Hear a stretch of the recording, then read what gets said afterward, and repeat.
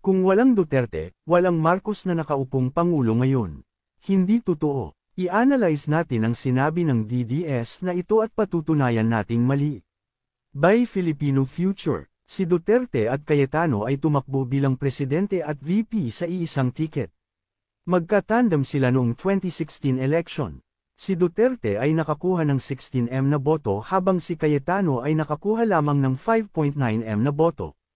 Ang malaking tanong ay ito, kung DDS talaga lahat yang mga botante ni Duterte noong 2016, bakit hindi nila naipanalo si Cayetano? Ang boto na nakuha ni Bongbong Marcos sa pagka-VP noong 2016 na ay 14 na milyon.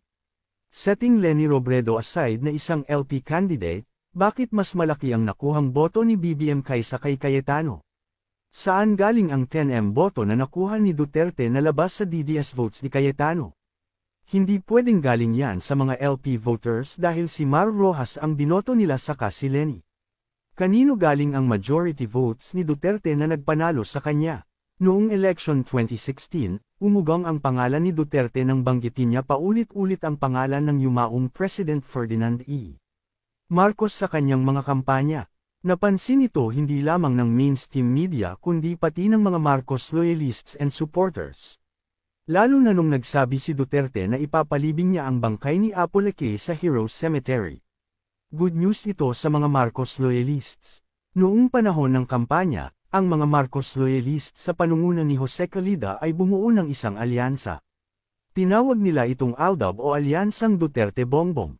Ang katindem ni BBM ay ang late senator na si Miriam Defensor Santiago. Subalit dahil may malala na itong sakit, napunta kay Duterte ang malaking porsyento ng mga Marcos loyalist sapagkat inendorso ni Amy Marcos si Duterte sa mga loyalista sa norte at ang pinakamalaking nagpondo sa kampanya ni Duterte ay ang mga Marcos loyalista din. In fact, ang pinakamalaking nagdonate ng pondo sa kampanya ni Duterte ay si Antonio Florindo Jr., na isang Marcos loyalist na nakabased sa Davao City. Nasa total of 75 million pesos ang naidonate niya kay sa kampanya ni Duterte. Si Sap Antonio Lagdameo na childhood friend ni PBBM ay pamangkin ni Antonio Florindo Jr. Ano ang dahilan bakit red color ang pinili ni Duterte na political color sa kanyang kampanya, gayong ang partido niya na PDP Laban ay isang dilawang partido at ang kanyang katandem na si Cayetano ay isa ring dilawan? Isa lang ang sagot, kailangan ni Duterte gamitin ang red color para makuha niya ang boto ng mga Marcos loyalists. Ang red color ay political color ng mga Marcos simula pa noong una. In short, ang pinakamalaking grupo na nag-endorso ng alyansang Duterte-Bongbong ay mga Marcos loyalists. Ngunit of course hindi lahat ng Marcos loyalists ay bumoto kay Duterte. Ang iba ay bumoto kay Grace Poe na sinasabi nilang half-sister daw ni BBM. At ang iba ay bumoto kay Jejomar Binay dahil isa rin siyang Ilocano. Maliwanag na ang 10 milyon botante ni Duterte noong 2016 ay nanggaling sa mga Marcos loyalista. Kung hindi bumoto ang mga Marcos loyalists na ito kay Duterte sa pagkapangulo, malamang sa malamang hindi tayo nagkaroon ng presidenteng Duterte dahil matatalo siya ni Mar Rojas sa boto. Tanong: sino ang nagbibigay ng pinakamalaking boto kay Duterte na nagpanalo sa kanya sa presidential election 2016? Sagot: Marcos loyalists. Nakita nyo ba ang caravans noong 2022 election? Puro halos kulay pula ang suot ng mga tao. Bihira ka makakita ng kulay green. Kaunti lang. At hindi pa nagfa-file si Sara ng kandidatura, nag-umpisa na ang caravan ng mga BBM supporters. Nang makita ni Sara na napakaraming mga Pilipino na dumadalo sa caravans ni BBM, alam niya na hindi niya makukuha ang boto nila kapag lalaban siya kay BBM sa pagkapangulo. Kaya ang ginawa niya, nag-file siya bilang VP at hindi bilang presidente. Dito mauunawaan ng lahat na ang majority voters na bumoto kay Sara ay hindi DDS kundi mga Marcos loyalists and BBM supporters. Tandaan, ang DDS ay nag-umpisa lang sa Davao noong 2016. Pero ang Marcos loyalists nandyan na simula pa noong 1965.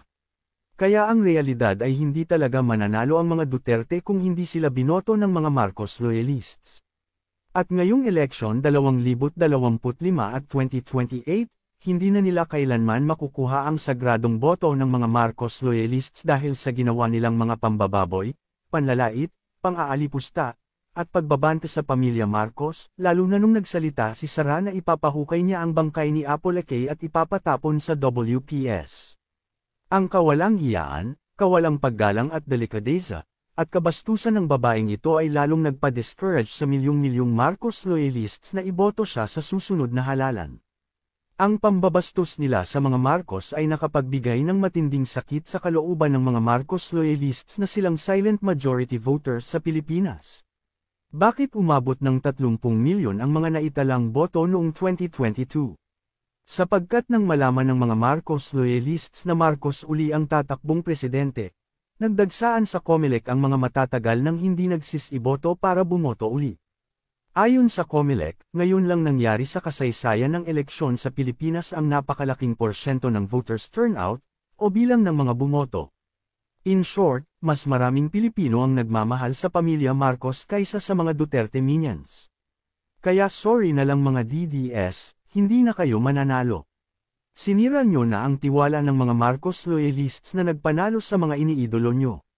Sidekick question. Bakit hindi nanalo si BBM sa pagka-VP laban kay Leni noong 2016? Ang sagot, dinaya ang boto kaya kinintest ni BBM ang eleksyon sa kanyang finil na kaso sa SC. Nasa video na ito pinost ni BBM ang mga ebidensya ng dayaan na inignore ng mga justices sa SC tulad ni Leonen at kay Gioa na mga anti-Marcos,